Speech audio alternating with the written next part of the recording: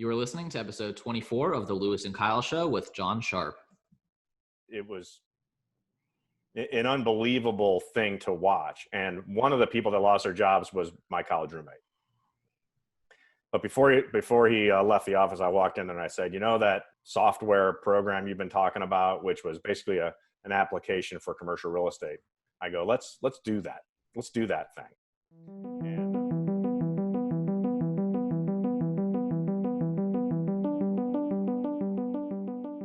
Hello and welcome to the Lewis and Kyle Show, an interview podcast where Lewis and I bring on entrepreneurs, investors, and really people living unconventional lives that have experience in the things that Lewis and I want to do. Lewis, who do we have on the show today?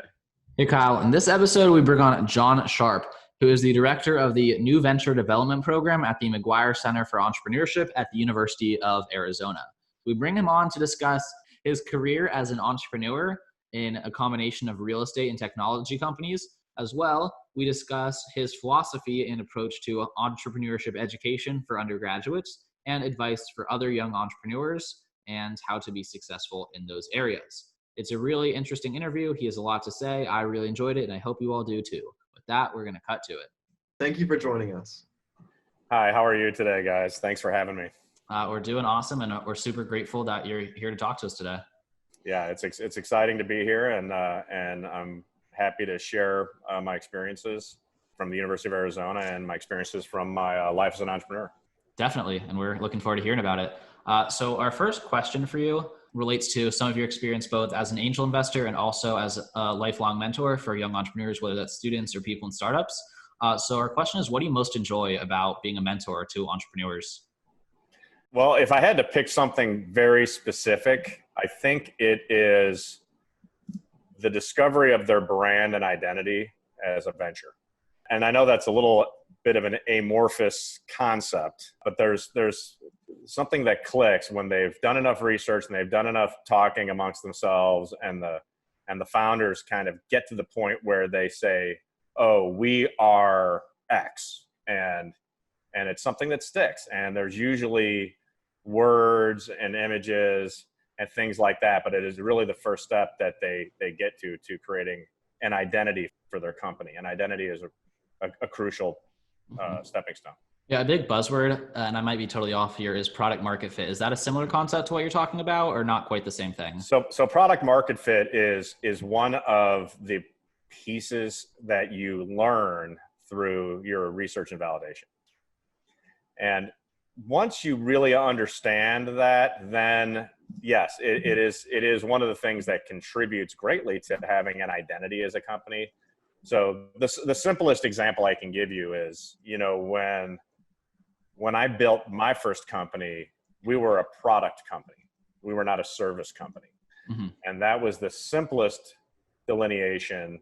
And I stressed that all the time with everybody that ended up working there, that our mission was to develop the best product to fit the market segments that we were attacking. Mm-hmm. Sure. Well, that's great. And Kyle and I are working for that ourselves, and we're not quite there in terms of realizing our brand and our niche and where we fit into this whole scheme. But this podcast is part of our journey of discovery. You're passionate about entrepreneurial education, but kind of in a different way than Lewis and I have seen it. You're more action focused and less business plan focused, right? Can you kind of explain that in terms of the agile entrepreneurship that we've talked about in the past? So one of the things that I need to stress for everyone in our audience is that I'm not an academic. It's interesting because my father was an academic. My father was a professor, but I always leaned towards wanting to be in business, work in business. I was really interested in how things got done, and my background is in software development. Well, in software development, we use something called agile. So agile is this idea that you have a defined segment of time that you call a sprint, and in each sprint that you do, you have a specific scope that you're trying to get done, right? And it works really well for developing software applications. Well, you know, kind of fast forward, and I'm working in entrepreneurship, and I am constantly drawing on my experience in software development and this whole concept of agile. And sure enough, agile entrepreneurship is now a big buzzword.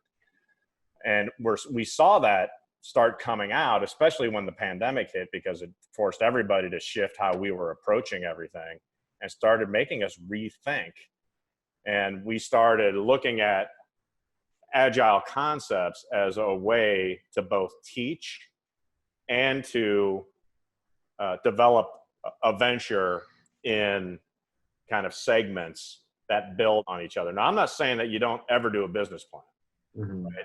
But the typical waterfall approach is you kind of build your business plan step by step, starting with your mission and your values and your value proposition and your problem, customer, solution. Then you get into your market and blah, blah, blah, blah, blah. And you still need to understand those things.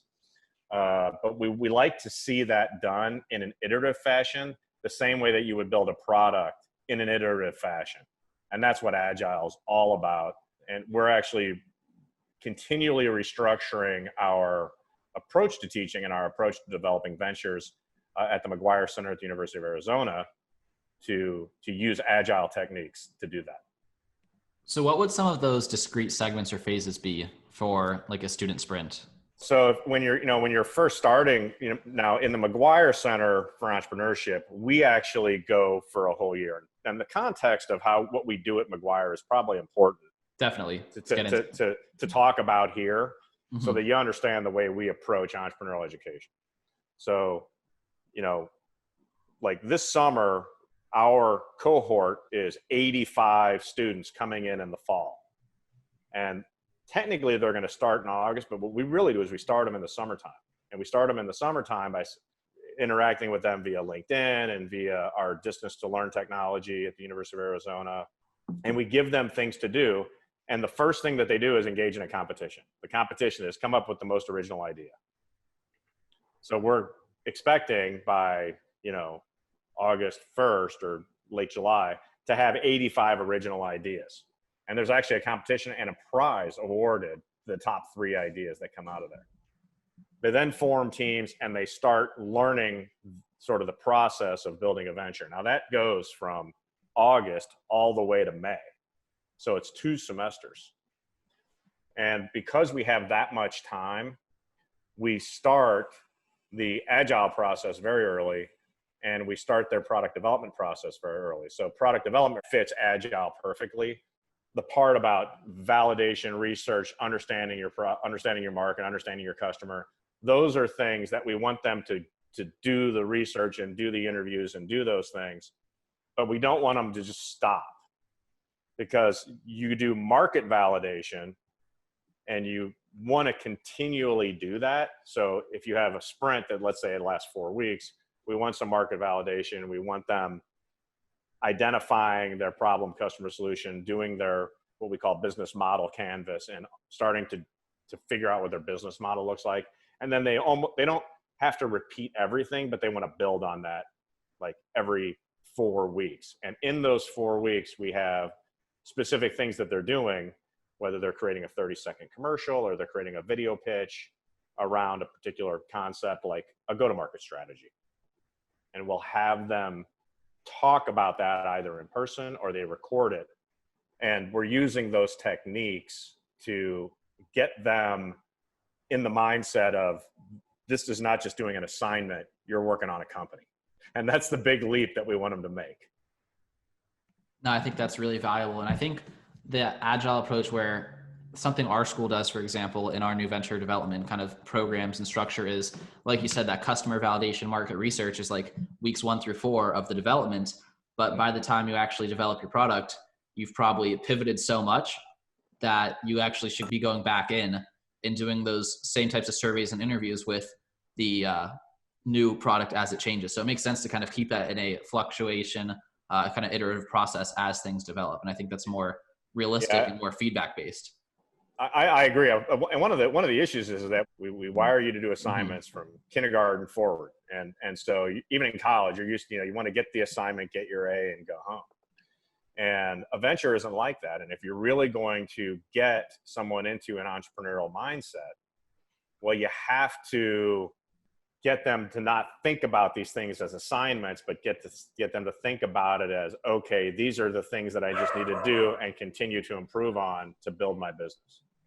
Yeah, so it's a totally different mindset, the mindset of entrepreneurship and constantly changing versus a very school-based where you're given an assignment and you complete it and it's over That's with, right. and you don't think about that again until the final or whatever. But it's hard to mimic that environment in the classroom setting. Yeah, it is. It is hard. So one of the things that we really try to do is we actually try to break the classroom up Okay. and put students into tracks that more closely match the skill set that they identify with. So some people identify as finance and operations, some people identify as sales and marketing, other people identify as technical, product development, product design. My favorite two words, product management. I really like talking about that and emphasizing that, and getting them to start identifying with roles and not just their major. Sure. Because you're always like, well, yeah, I'm double major management marketing, or I'm management entrepreneurship, or I'm this, or I'm that. We want you to start thinking like an entrepreneur, which means you need to wear whatever hat you need to wear to get the job done. So you mentioned briefly that you had to move the competition for your students online. What unexpected results came from this forced transition? So traditionally, the program had relied on two core tenets, and one was writing a business plan, right? And those business plans, I mean, I think I got one last year, not this year, but last year, that was probably 50 or 60 pages long. So we were getting the assignment, right? An assignment was getting done, and these business plans were getting big. They were unwieldy. Secondly, there was almost always live pitching. And when we moved online, something interesting happened. We started focusing on having them do a voiceover pitch video. In creating these pitch videos, they were able to hear themselves. So at times during the year when they would live pitch, we would video the pitches and then we would play them back for them. But it wasn't like something that they could just go access very easily. We didn't do it that often. And with the video pitching, all of a sudden, we started getting just very high quality scripted descriptions of the product they wanted to sell, the problems they were trying to solve. And it also, I think, added a level of creativity because they were more easily able to put in animations. They could time it exactly. So there wasn't all that anxiety about getting the pitch to 3 minutes exactly or getting it to 5 minutes exactly. And all of that combined had this effect that we just got very high quality work. And we were really pleased with the results of what we got. And more entrepreneurship groups like Techstars and stuff like that are requesting pitch videos. It doesn't have to be you standing up in front of a chalkboard or in front of a whiteboard or a PowerPoint screen or whatever. It can be a voiced over pitch video. Yeah, I think Lewis and I had a really similar experience with that in our entrepreneurship competition where we pitched this podcast, actually.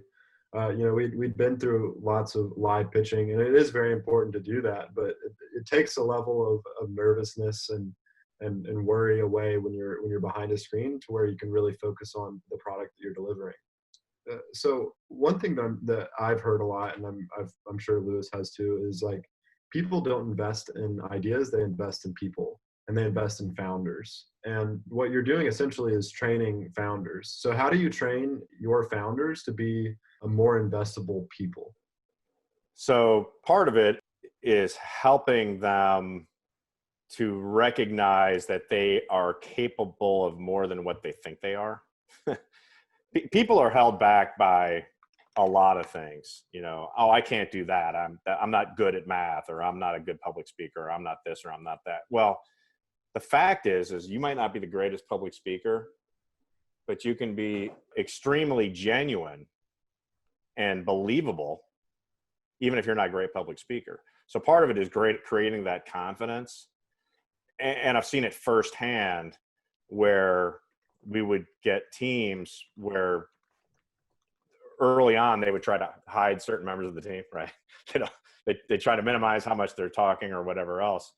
And later in the year, when they've finally just been pitching and talking and getting up in front of everybody, they start to lose that fear and that anxiety, and it really shows. Secondly, we don't necessarily put too much pressure on them to go and do a startup day one, right? We actually focus on preparing them either to do a startup or to work in a startup, or if they're going to go the route of corporate, what it means to be a corporate entrepreneur, right? And that's like kind of one layer of this thing. There's a whole nother layer about Can I interrupt and ask you what corporate entrepreneur means to you? So within the structure of corporations, like you see this with Google's Area 51 group, they have a whole area. So if you come up with a new idea, you can actually submit that idea, and you and potentially even members of your team can move to an entire separate part of Google. Mm-hmm. So Google has taken very tacit steps to create an environment that promotes. Well, something I've read is that innovation. They have what's called the 20% time, where they let their employees use 20% of their time for personal projects, whatever they want to work on. Yes, and that's historically been the case, yes. I don't know if that's still a thing or not, but that makes sense how that kind of, if there's traction or if there's buy-in from senior leadership, that can transition into a more formal internal business development to keep that like IP in-house. Yeah, we actually, in 2019, we took 30 students to Silicon Valley. And one of the things that we did was we spent almost a full day at Google. And one of the product managers for Google Home actually was a University of Arizona graduate. And it was incredible. The Google campus was just amazing. It was like the United Nations. I mean, incredible amounts, incredible diversity. The food was incredible.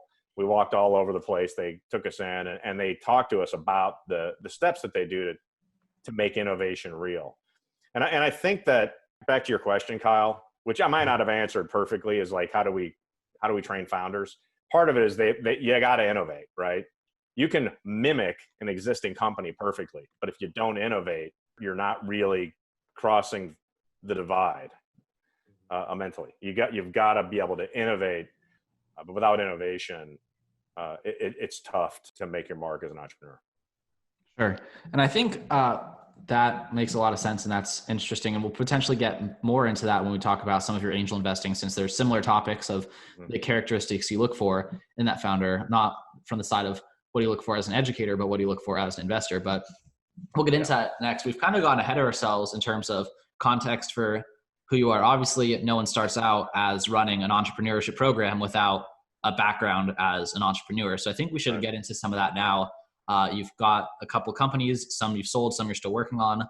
Can you tell us a little bit about the first company that at least recently started? You probably had some things earlier in life, but 360 Facility and what that was.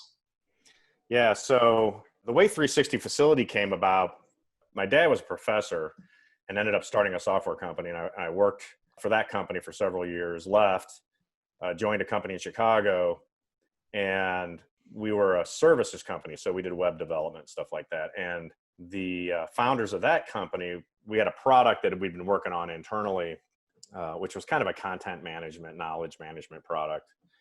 Really, really new, kind of edgy stuff for that time. This was like 1998. Sorry, 2000. Yeah, year 2000. Let's say that. So the founders took $10 million in venture capital, spent $9 million in like 9 months. And then I was in the room when 65 people lost their jobs. And I was in the lifeboat. And, that was the turning point for me in terms of, I was like ready to do my own thing, right? I had seen like this whole venture capital, let's spend as much money as we can in the shortest possible time. And that was the way things were back then. And it was an unbelievable thing to watch. And one of the people that lost their jobs was my college roommate. But before he left the office, I walked in and I said, that software program you've been talking about, which was basically an application for commercial real estate. I go, let's do that. Let's do that thing. And we sat down. He had a prototype that was done in Microsoft Access, which is Just still a around. basic database. Yeah, just simple database. And he wasn't a developer. He was like, you know, he could do basic things. He could paint the screens and make it look the way he wanted and kind of save things in the database. But you know, I had been coding since I was probably 16. So, you know, we took that thing, and I still had my job. So I was okay. And then, you know, at night and whatever, I'm working on this idea, and we walked this idea into literally the largest janitorial company in Chicago. And literally after the first meeting, they said, "When can we have it?" And we said, "You can have it, but you're going to have to rent it from us," basically. Mm-hmm. And back then we didn't call it SaaS. So SaaS, software as a service. They didn't call it that. We were called ASPs, application service providers. It was kind of like an ISP would be your internet service provider. Mm-hmm. The original term was ASP. Can we go back a second? Where did your friend have that idea? Was he managing property in the past and saw that there was an issue? Right. So my partner, Scott Twyman, who lives in Chicago, he's my partner in my current company, Luceris, as well. He had worked at Aramark and U.S. Steel, and had worked primarily in the facilities and facilities maintenance. He was actually an engineer by education and an MBA, but he had been working in that particular industry for a while and understood the problems. Mm-hmm. But most importantly, we understood that the price point of the existing products in that market, this is literally just like, I got a light out, or the air conditioning's broken, or it's too hot in here, or whatever. They record this stuff. The problem was more often than not, they didn't record this stuff. Mm-hmm. Okay. And there was lots of phone calls, and things got dropped and things got missed and stuff like that. And we were the first company to send that to, well, actually it wasn't a smartphone at the time. It was like a pager. Pagers were email addressable in 2000 and 2001 back in there. And that's what we did. And literally we'd go into a meeting, set that thing on a table, go on the internet, type in "it's too hot" or "a light's out," and that thing would start buzzing and jumping all over the table. And you'd thought we'd landed on the moon. Like, the people around the table would just go crazy.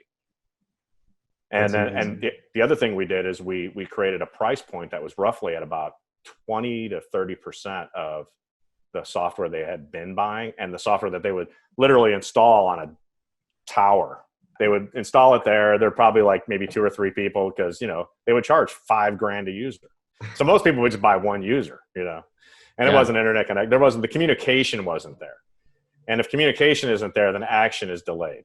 Definitely. Yeah. And then requests aren't met. Right.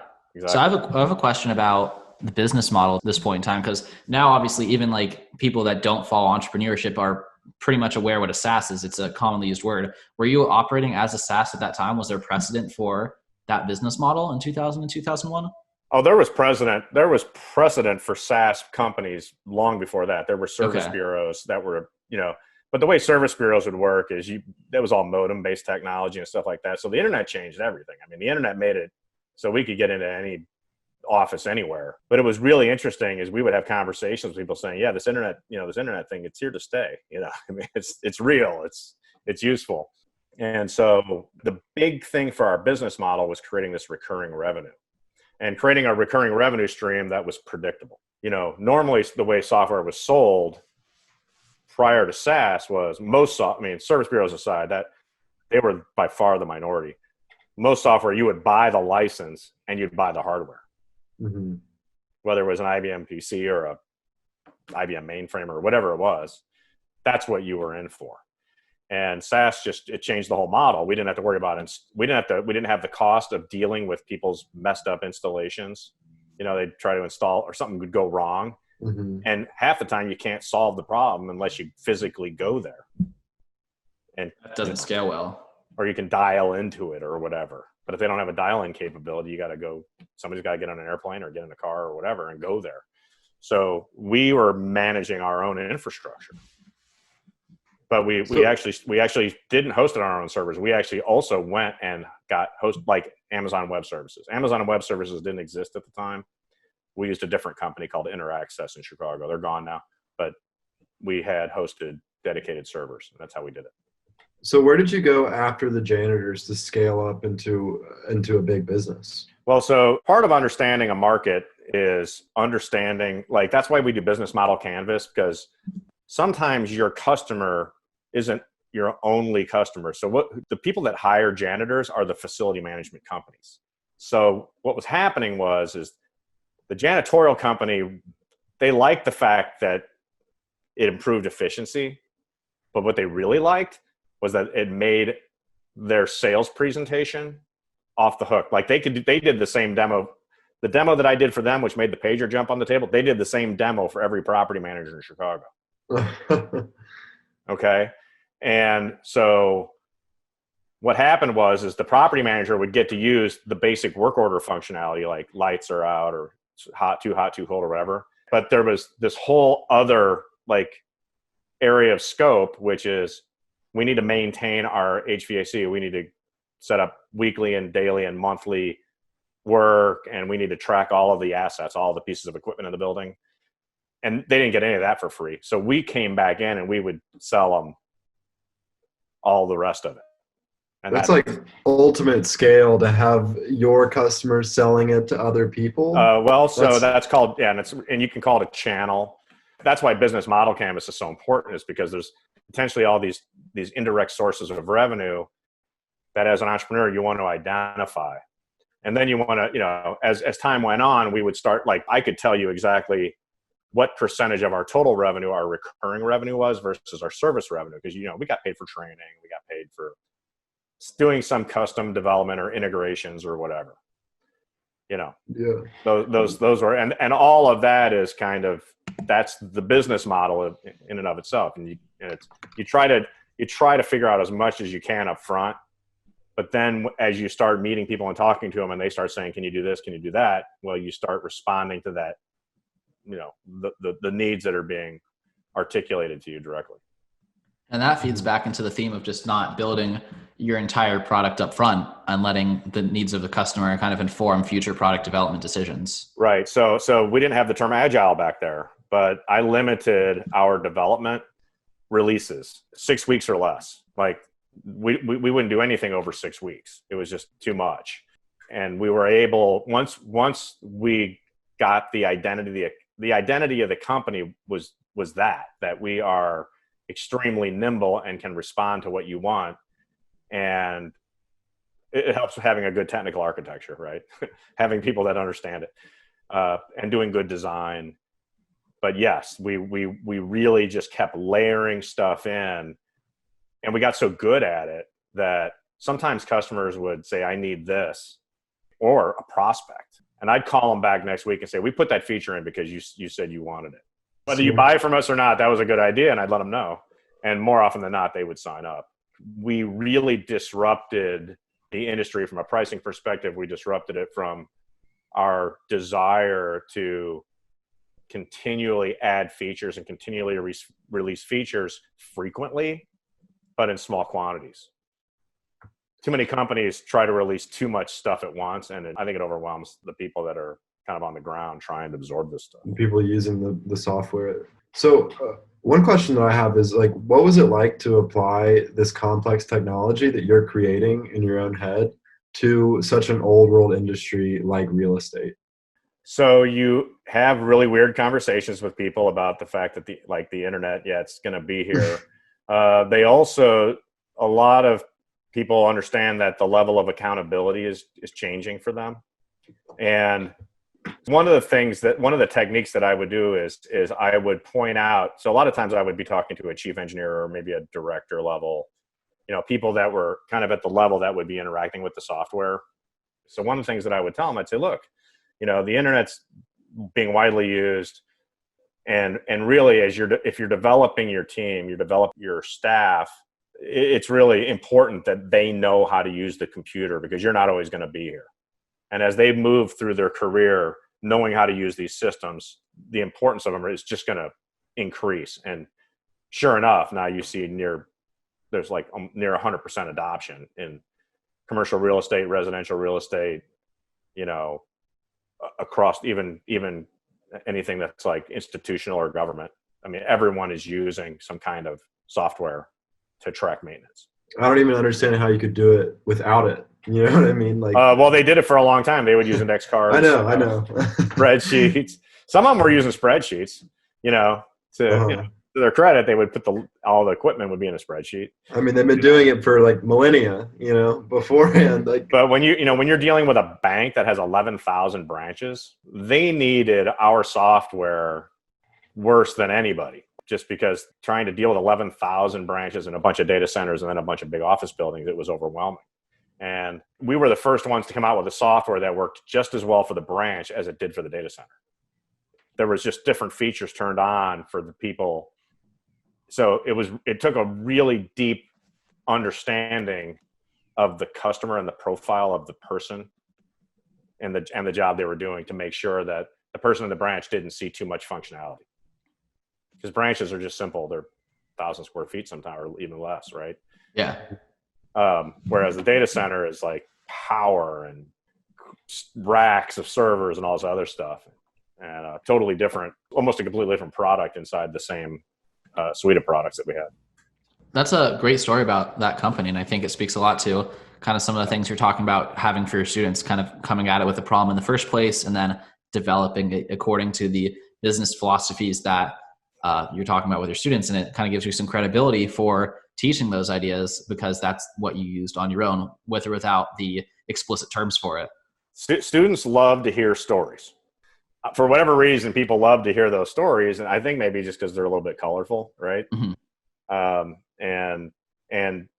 Or the time that we went on the field at Arizona Diamondback Stadium and had a party. And it was just, it's that kind of stuff but how you apply that to your business. So a really big thing that a lot of ventures, when we're focused on go-to-market, is I always want them to tell me what trade shows you're going to go to. And I always make my teams go and research the actual trade show websites, because it tells you who else is going there. So if there's competition, they're probably on the list. Sure.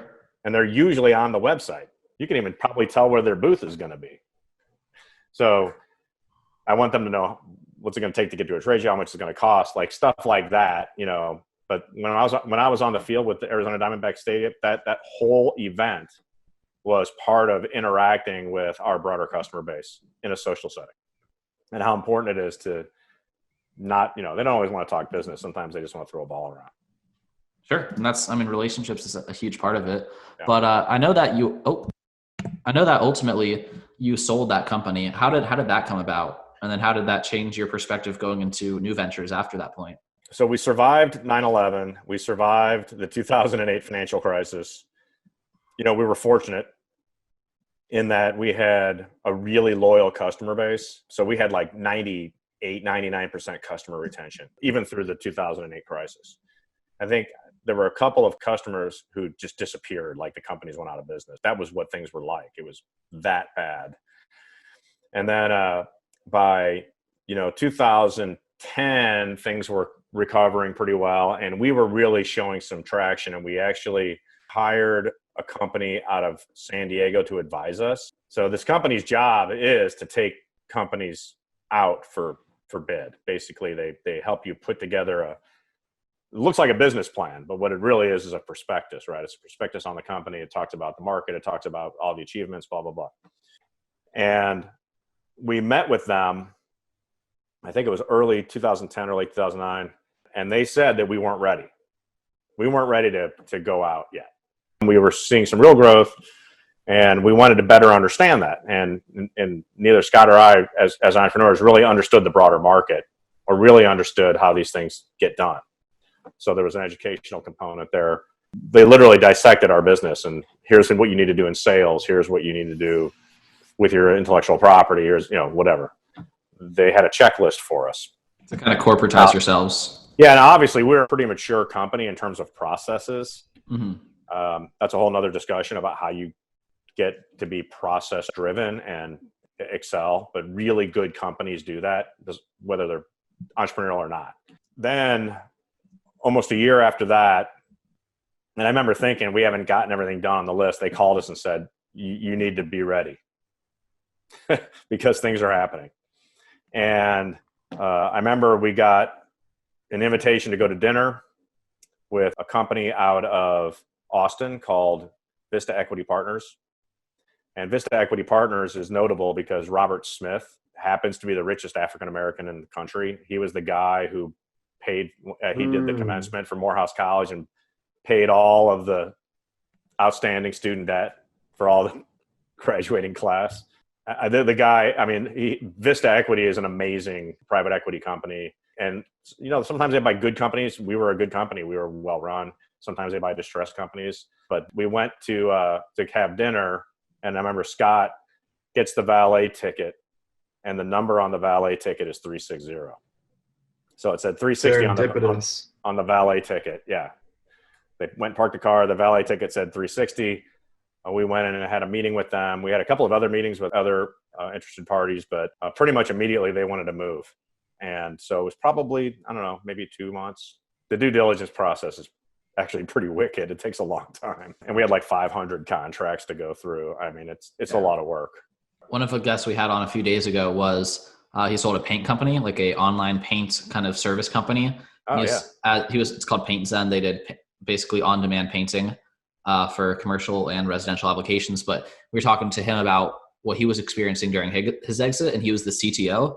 And he basically was operating under the assumption, because due diligence was so complicated and so wicked, to use your word, that he was operating under the assumption that it was going to fall through. So he, during the entire phase, essentially just kept his head down and kept doing product development as if the light at the end of the tunnel was going to fall through, and he just had to keep going. Like, that's how his experience was. Yeah, I was actually the CTO, and I was involved in the design and development of the product right up to the point where we got bought. And I can tell you, I felt the exact same way. Even while due diligence was going on. I mean, we were in the process of, implementing our product at Microsoft, like while the due diligence was happening. For managing their facilities. Yeah, all Redmond and some other stuff. And it was, it was a huge deal, So I literally had no time to breathe during that whole thing. And my partner, he took the brunt of the due diligence work because I had to run the company. Yeah, I think that's something that's really misrepresented in the entrepreneurship space. It's kind of like you get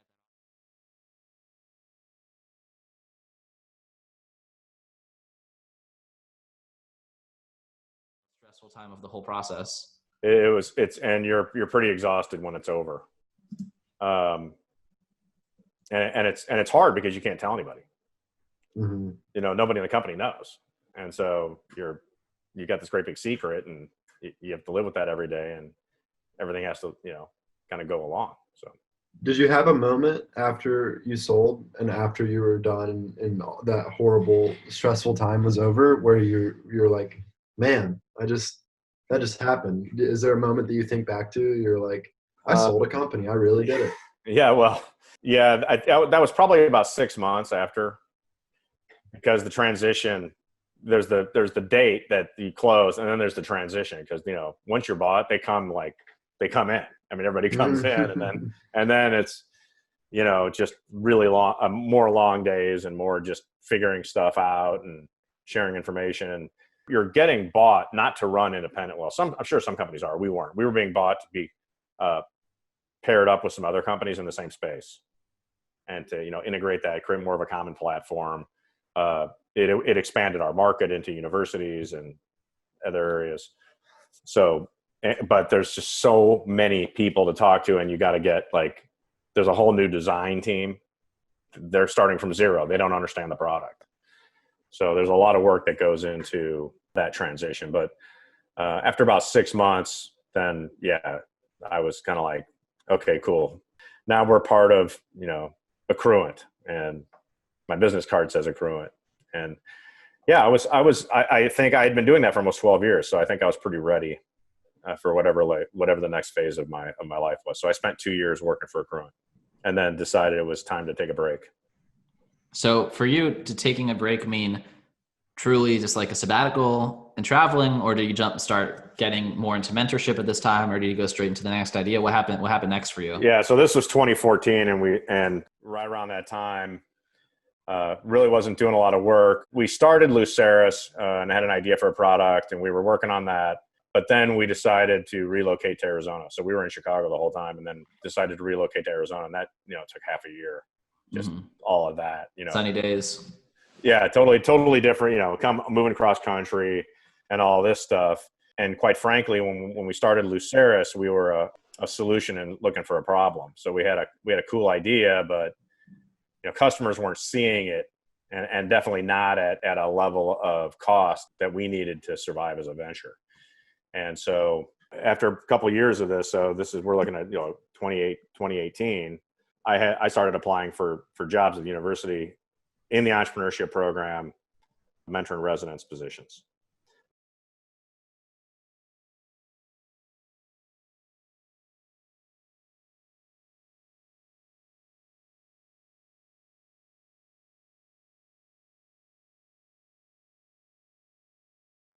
Calling and trying to meet people and stuff like that, and eventually I got noticed. Now you're the one running the show, which is pretty funny. Yeah. Well, there's still an open position for an executive director of the center, so I'm really more of an interim.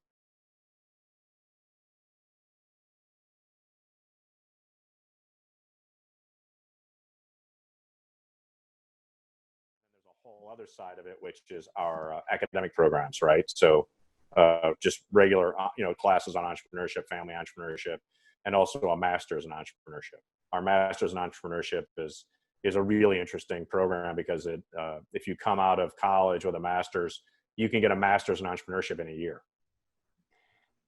which is pretty common, like in Europe and stuff like that, but not so common. Most people think grad school is a 2-year commitment, but we've created a program that you can, if you want to do it fast, you can do it in a year. If you want to do it a little slower, you can do it in a year and a half.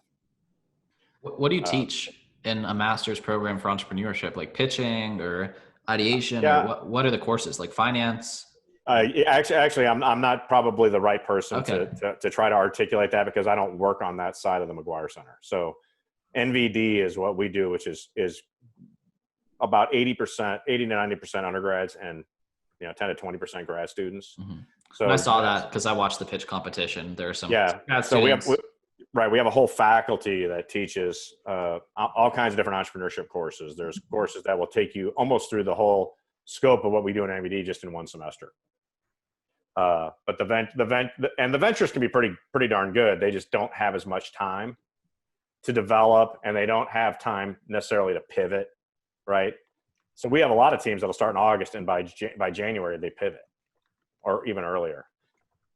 Sometimes they just figure out that it's not quite right, or they need to turn it a different way. So we had one team this past year that developed a hydration monitor that was basically a sensor that you would wear. Looked a little bit like an Apple Watch, but basically it would monitor your hydration. The whole point of it was to sell it to construction firms, people like that, people that work in hot weather, monitor hydration, make sure their workers aren't passing out and fainting on the job, stuff like this. Safety is a huge deal in construction. Oh, absolutely. And electrical work, people work on all the utility stuff that you see all over the place. So safety is a big deal. It's a very Arizona problem as well. Oh, yeah. It's a problem in Missouri, Illinois in the summer. But so when COVID came, they actually pivoted into an N95 mask that actually has sensors in it. Oh wow, that's a very so they're actually building a mask to. Are they pursuing that? Yes, they are. Basically, they're trying to sense symptoms, right? So they're trying to get ahead of symptoms. There's a ton of loss. COVID symptoms or dehydration symptoms? It could be COVID or flu or whatever. And actually, it's interesting. It's taken us so long to get there because business people will always tell you, especially in labor-intensive service businesses or even in manufacturing, so much productivity is lost in the spring and fall when we get flu season, like when there's big changes, big swings in temperature, because that 40 degrees to 50 or whatever it is when the viruses can travel the most efficiently. It's amazing to me that we haven't adopted more of this kind of technology. The pandemic is finally making wearing a mask just kind of like not weird. Yeah, I mean, I was living in Thailand from September to December, and I'd say that in any given day, 10 of my classmates in a 30-person class were wearing masks. Just if you had a cold, that's what you did. Or if you were concerned about getting anyone sick or you're in a hospital, you wear a mask. It's just that culture exists in those other places, and it's just now starting to take hold in America. And I think another really interesting piece of that product potentially, and this is something I experienced today going to the gym and wearing a mask during a workout, is I actually probably hydrate less when I'm wearing a mask because of the inconvenience. So that kind of reinforces the importance of the product when you wear a mask and forget to hydrate, because I mean, anyone who's tried to drink with a mask on knows it doesn't work very well. I was gonna mention that in 2009, 2010, I did a 2-week trip to China to attend a conference and also to visit the Microsoft campus in Shanghai, brand new campus that they were going to use our software to run it. And on the airplanes, even then, most of the Chinese are on the airplane were wearing masks. Yeah. Even in 2009. And so we're just culturally, we just haven't adopted that so readily here, but I think that's changing. I think that stereotype of Asian travelers wearing masks and being ridiculed for it's about to lose its ridicule value for good. I'm going to start wearing a mask on an airplane all the time because it's cold. It's cold on an airplane, so it's comfortable, and I'm tired of getting sick. You know, exactly. I always get sick when I fly, and now I'm like, well, I should just wear a mask. Yeah, my friends and I are potentially ordering like a matching set of Alabama ones, and we'll get on the screen at the football games. Nice. Wear like some overalls, put a kind of exotic little crowd outfit and get on ESPN or something with their matching masks. I think you guys need to get some Lewis and Kyle's podcast stickers, man. You know, send some of those over here. Okay, that's a good idea. Because I like to put stickers from our ventures on the water bottle. Let's play the food tender. Yeah, kind of like food tender. And I really like their idea. And they ended up winning NVD this year. Here's another one. I'd like to do a little plug for Wild Joy. And who are they? This is from a year ago, the previous years. And Wild Joy does experiences. So they work, like one of their customers is the city of Tempe. Mm-hmm. And they do like TikTok videos and things like that to promote the city. But Wild Joy is all about experiences, and they create relationships with the people that run. So let's say, you and a friend want to go do a bike ride and you want to get someone to guide you. Mm-hmm. That could be an experience, or you want to learn how to cook, or you want to learn yoga, or whatever it is. Yeah. It's all about the experiences, and they're focused on it 100%. Whereas Airbnb, it's like a side thing. You see experiences on Airbnb, but Wild Joy's whole idea is to focus on it, and they're really focusing on the mid-market around Arizona right now. Okay. We have a friend that does something fairly similar that we actually interviewed on the podcast earlier. He runs a experience swapping platform called Trips for Trade. Oh, cool. Which, if you have access to something like that, like let's say there's a mountain biking trail behind your house and you have $3,000 mountain bikes, and you have all the safety equipment and all the permits, you could trade hosting someone for that with them hosting you for, let's say, hunting land in Mississippi or something, turkey hunts. And it's trading that assets and experience for those trips. So it's kind of the same thing of Airbnb, but for experiences. We've done house swapping for years too. Yeah, definitely. So, and that actually worked out really well for us when we've traveled certain places and swapped our house. But yeah, I would offer to, if you guys want to do some podcasts using Lacey Kane would be a great interview. Yeah. Super dynamic, super extroverted. She's right there in Phoenix. Oh yeah, that'd be cool if we could potentially do that one in person. The guys that are doing the N95 masks, sure, would be pretty. They're actually pretty. Tucker Stewart's a grad student, PhD student, who's like the brains behind all that, and he's pretty good talker. So sure. Some ideas for future shows. Yeah, definitely. And I know there's a lot more we could say about your different student experiences and your, we barely touched on Luceris, but we do want to get into your angel investing a little bit. You shared with us your involvement in the Desert Angels, Tech Launch Arizona, kind of the value of being a part of that network to increase your leverage. So my question for you is, what do you learn about industry trends from being tapped into these groups for investing? So it's funny. The thing that's always been really mystical to me is valuation. I've never really been the kind of person that just inherently gets that sort of stuff. I don't know if I'm like stumbling or feeling my way through it, like trying to figure out what customers want.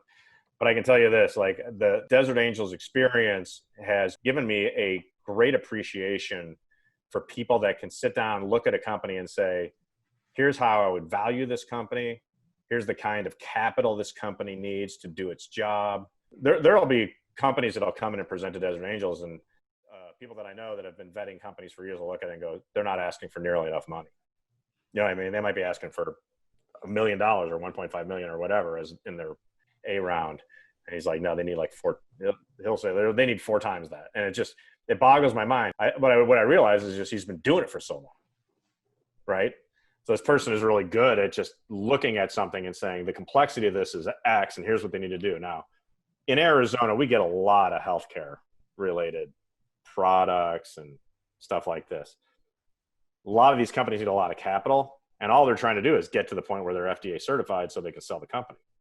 So their exit is all about getting bought by It's all somebody. legal. Yeah, they're not trying to make money. They're really just trying to like get the thing done so it can be brought to market. And they play an important role. There's this whole ecosystem of startups that, I mean, this thing could have started in a lab and probably did at a university. And that's where TLA comes in, right? So sometimes things start at universities and they leave and take their idea with them. Sometimes that idea that comes out of a lab or a research program, TLA can pick it up and help the professor commercialize it. And then there's this but TLA doesn't build your company, right? So the next step is, how do you build a company? And that's where the incubator comes in. Now, TLA can partner with NVD if they have an idea that works, and our business students can work with the professor and all this stuff. And that can happen successfully, or they might recruit out of our program as well. But basically, if you're going to go incubate and get a company going, you're going to go somewhere like Arizona Forge, who's the incubator arm of the University of Arizona. So think of TLA as like commercialization, taking stuff from concept, like moving it along, getting it closer to being a product. Some of this stuff is highly scientific, right? So there's lots of research and lots of things. TLA has that kind of capacity.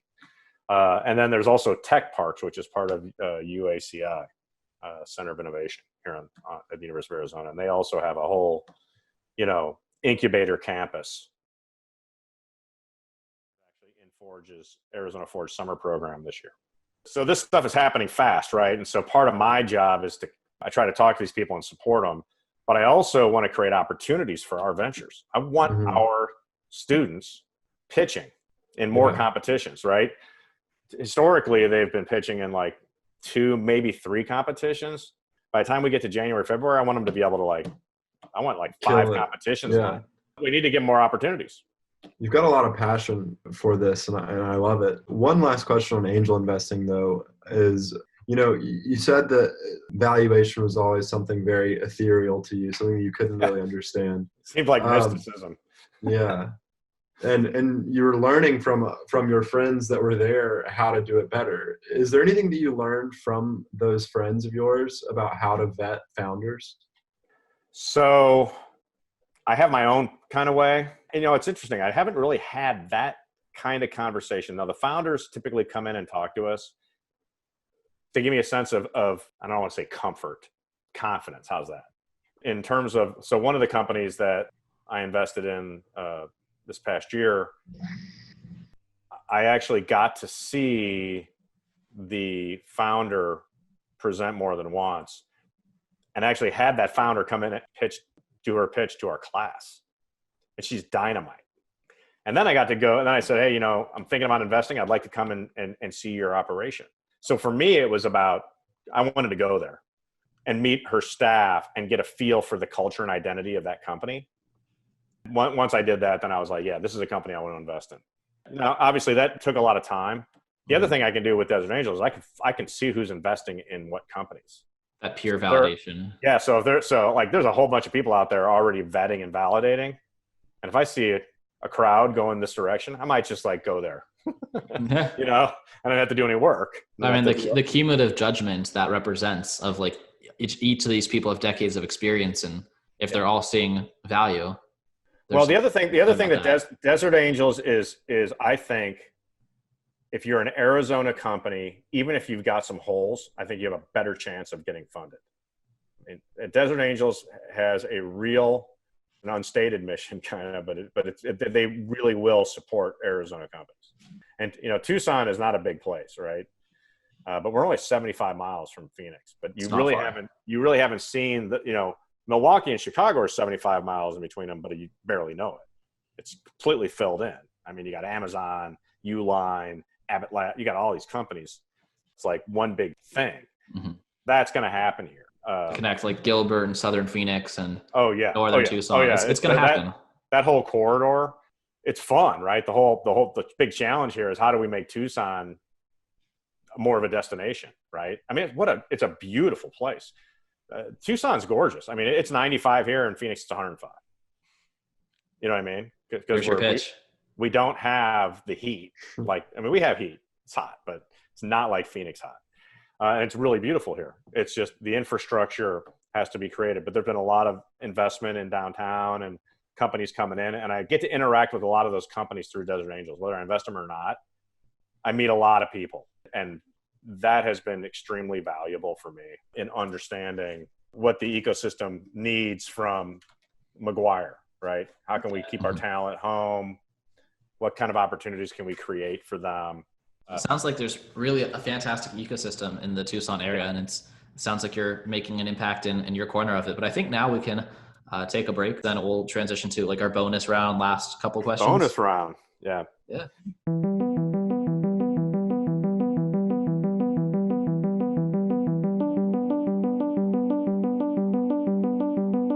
Okay.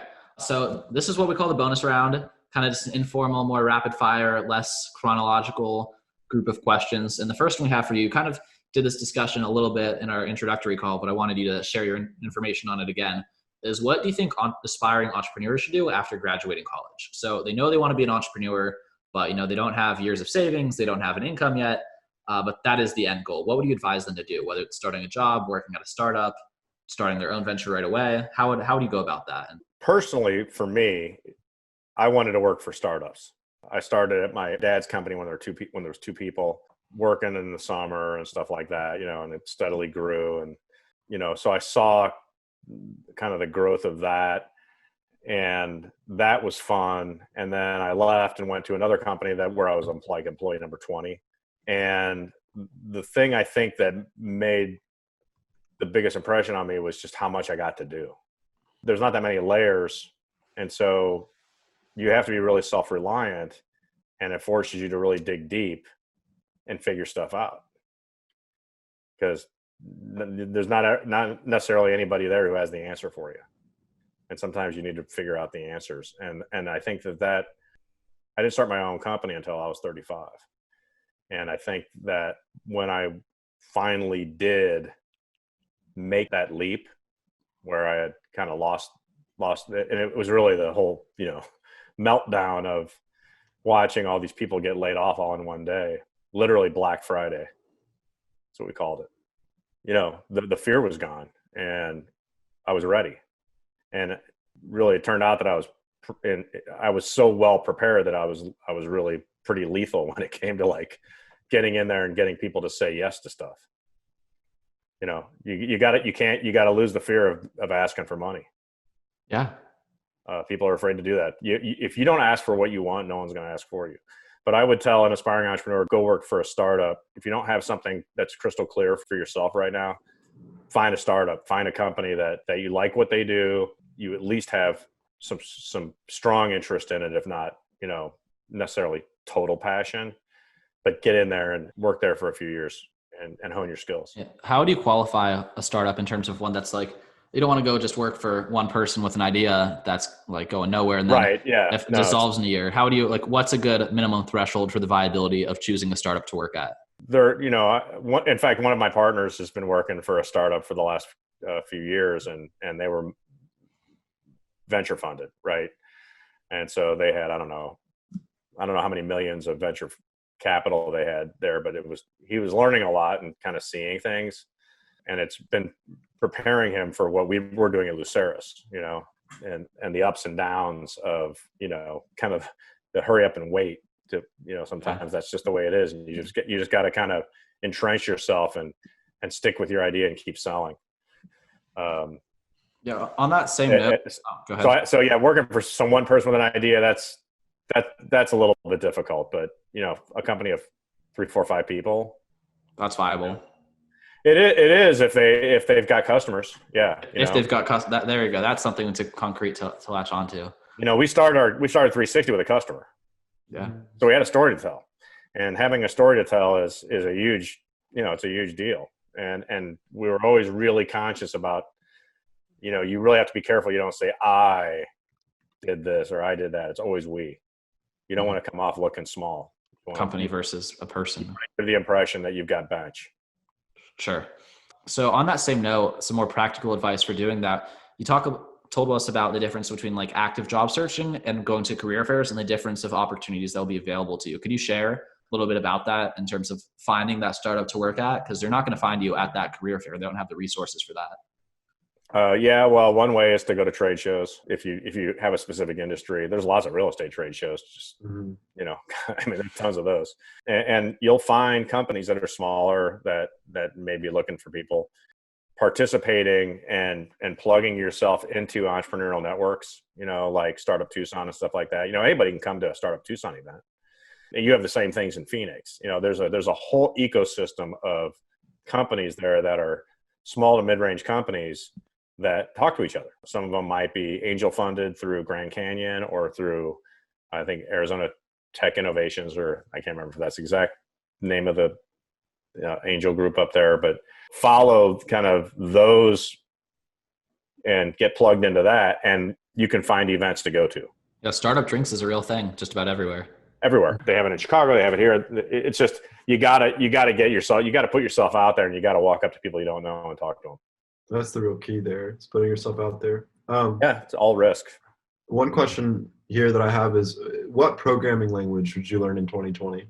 If you really wanted to get a high-paying job pretty quickly, learn SQL Server or Oracle. Maintaining the old systems, basically? No, those are production database systems. Those people, database programmers make a lot of money, believe it or not.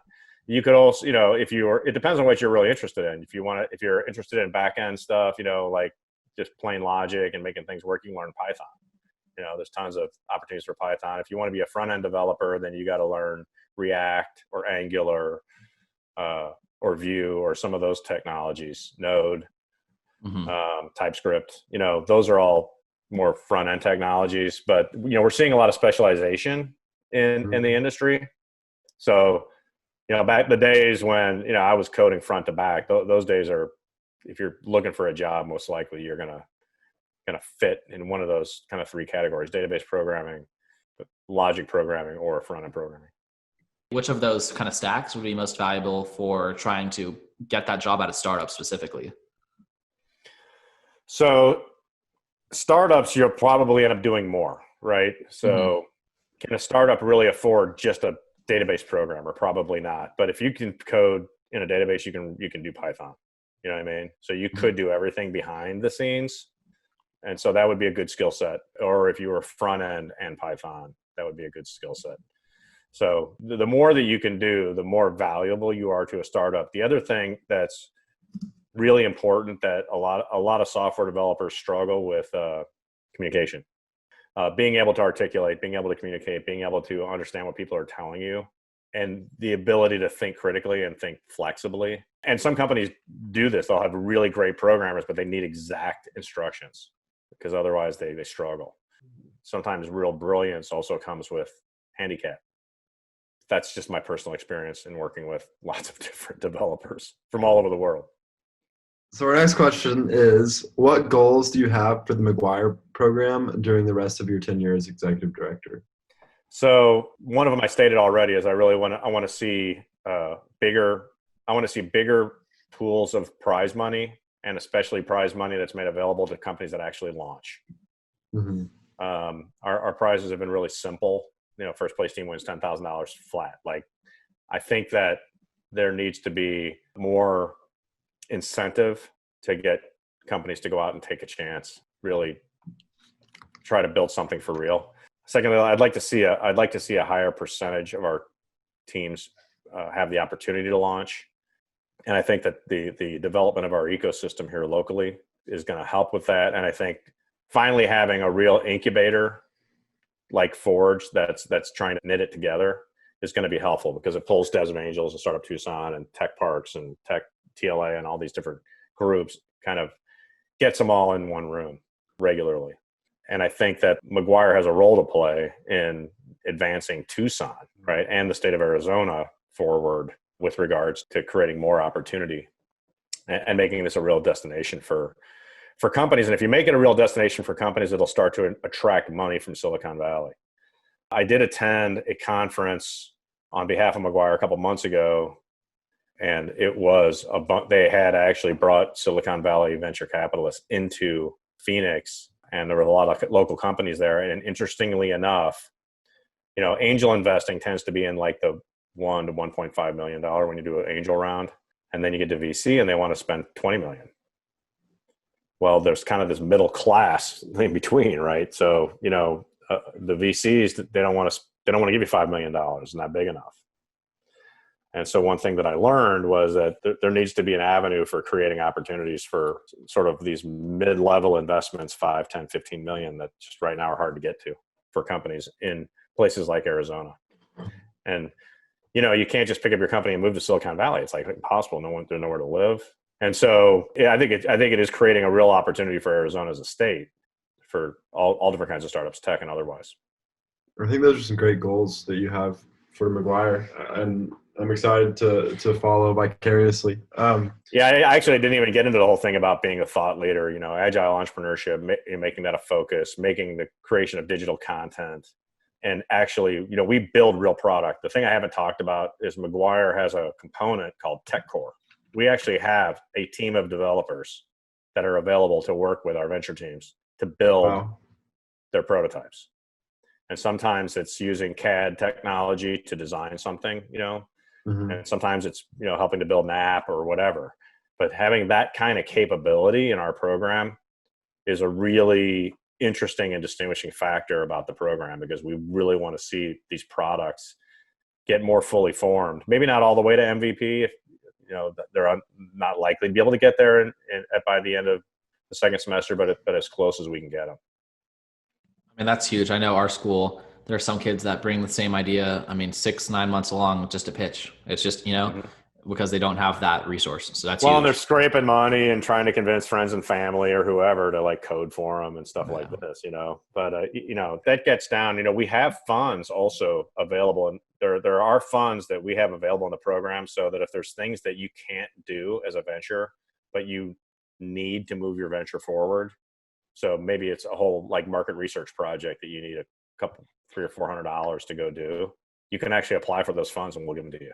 And that also can be said for some of some of the product development stuff can qualify for those funds as well.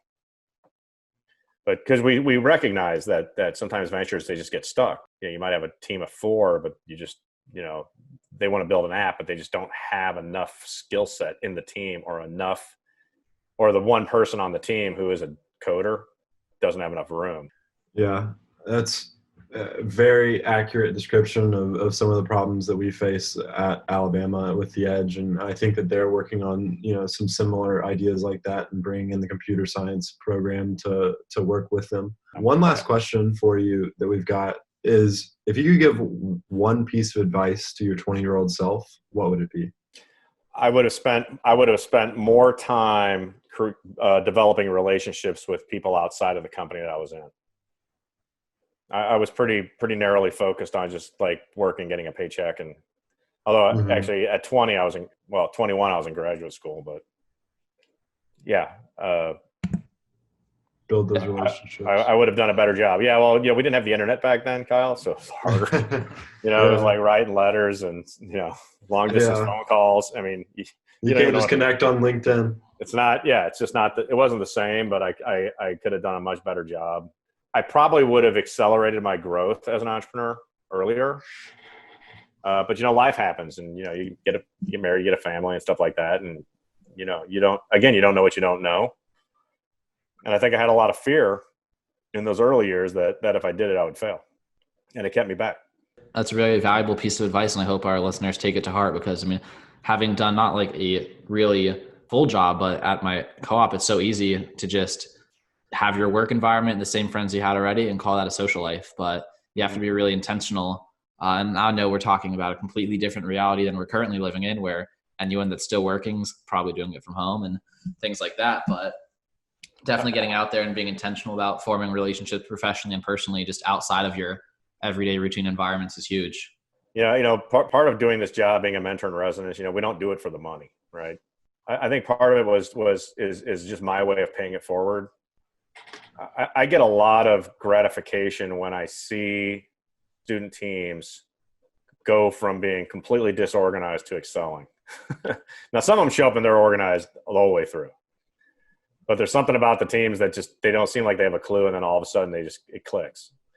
And you hope that you had some little helping hand in getting them to that point and helping them to open their eyes a little bit, right? Because college can be very myopic. You're on campus, it's really fun, you got your friends, and then like literally you go from graduation to like needing to support yourself in like a week. That's a great thought there, and I'm glad you find the job so rewarding. And Kyle and I really, really appreciate you coming on here. We thought it was very interesting the way you let your real world lessons from the companies you've built and the jobs you've had inform your approach to educating a new generation of entrepreneurs. I think it's a much more healthy approach to professorship, and I hope more universities like adopt that model, taking people who have done it, who have started companies, who have kind of had the different hats and know what it's like to have to make it work, be the people giving that education. I think some of the new programs as well are super exciting. The agile approach to entrepreneurship, I think Kyle and I will attest. I bet we're going to start hearing it in our circles in the other half of the country. I think you're probably charging the trend there, and it's going to be the next big thing in those communities. And we just appreciate you sharing your advice here, and we're excited to see what comes out of McGuire. I'm excited to see what happens with the McGuire company I chose to get involved with. They took second at this year's competition and going to work on their building out their digital presence. So thank you so much for coming on with us. And that wraps up our interview with John Sharp. I think it's really great how the University of Arizona has somebody who's really been in it and been an entrepreneur that's teaching these young entrepreneurs how to work. I think that it's a much more efficient way than having professors that only know the theoretical, and instead having people that know what it's like in the real world. Yeah, I completely agree, Kyle. I think that John's a great guy, and I am really excited for the curriculum he's putting together for the students in this upcoming year. And I think there's already some successful stories coming out of his program in the past couple of years. So I am glad we were able to get him on the show, and I hope you all enjoyed listening to this conversation. If you like what you heard today and you want to hear more of it, we've put out 23 other episodes you can go ahead and listen to if you don't want to wait until next week. Otherwise, we're going to have a new episode every week, most of the time on Tuesdays, but it doesn't always happen that way. Anyway, if you like us and want to keep up with what we're doing, we post updates on social media, Instagram, Twitter, Facebook. You can find us by searching for The Lewis and Kyle Show. And if you want to support us, the best way to do so is by telling a friend about the show. Say, hey, I know you like this topic. The Lewis and Kyle Show is this cool podcast that my friends do, whatever you want to introduce us as. And they do this show on this topic with this guy. I think you'll like it. Recommend it. And that's it. Thanks for listening. See you soon. Bye-bye.